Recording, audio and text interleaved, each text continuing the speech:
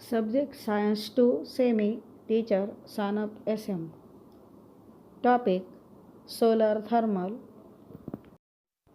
Conversion of energy generated by cells to AC power by using inverter म्हणजे सौर घटाद्वारे निर्मित विद्युत ऊर्जा इन्व्हर्टर मार्फत AC शक्तीत रूपांतरित करणे.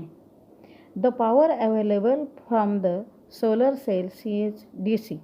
So, in applications with need DC power, for example, electric lights based on light emitting diodes, the energy can be directly used.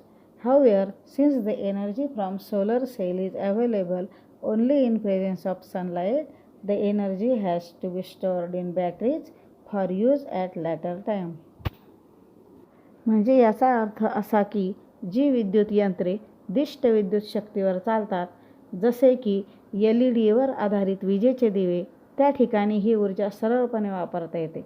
परंतु सौर घटांपासून ऊर्जा फक्त सूर्यप्रकाश उपलब्ध असतानाच तयार होत असल्याने जर ही ऊर्जा इतर वेळी वापरायची असेल तर विद्युत घटात म्हणजे बॅटरीमध्ये ती साठवून ठेवावी लागते. However, most of the equipment in domestic as well as industrial use run on AC power.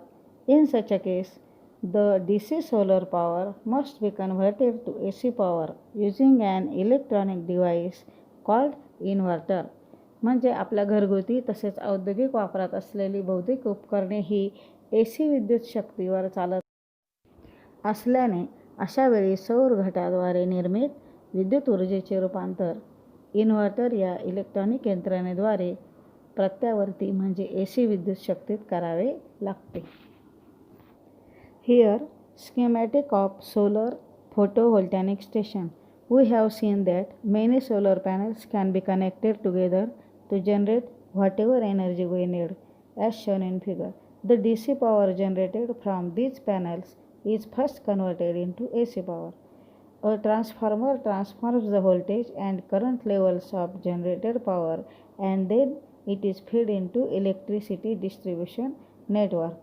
In this way, electricity is generated without any fuel combustion and so without any air pollution. However, since the energy is generated using solar radiation, solar cells can generate electricity during daytime only. म्हणजे याचा अर्थ असा की अनेक सौर panel एकत्र जोडून हवी तेवढी विद्युत निर्मिती करता येते. आकृतीत सौर विद्युत निर्मिती केंद्राचा आराखडा दाखवलेला आहे. या प्रकारे ऊर्जा निर्मिती होताना कुठल्याही प्रकारच्या इंधनाचे ज्वलन होत नसल्याने, कोणतेही प्रदूषणही होत नसल्याने विद्युत ऊर्जेची निर्मिती होते. सूर्यप्रकाश फक्त दिवसाच उपलब्ध असल्यामुळे सौर विद्युत गट फक्त दिवसाच विद्युत निर्मिती करू शकतात. Students, our next topic is solar thermal power plant म्हणजे सौर औष्णिक विद्युत केंद्र. We have seen that thermal energy generated from coal and nuclear fuel can be used to generate electricity. Thermal energy can also be generated from solar radiation and can be used for electricity production. Different stages in such a solar thermal plant are as shown in figure. First is concentrators for collecting sunlight, then absorber for absorbing the concentrated sunlight, then steam turbine, and then electric generator and electric energy. In Marathi, सूर्यप्रकाश एकत्रित करण्यासाठी परावर्तक, त्यापासून एकत्रित झालेल्या सूर्यप्रकाशातील ऊर्जा शोषण्यासाठी शोषक, त्यानंतर वाफेवर चालणारे टर्बाइन, त्यानंतर विद्युत जनरेटर आणि शेवटी विद्युत ऊर्जा निर्माण होते.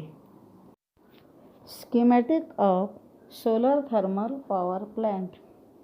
As shown in figure, many reflectors reflect and concentrate solar radiation on absorber. Their solar energy is converted into heat energy. Using the heat energy, steam is generated to drive the turbine and generator.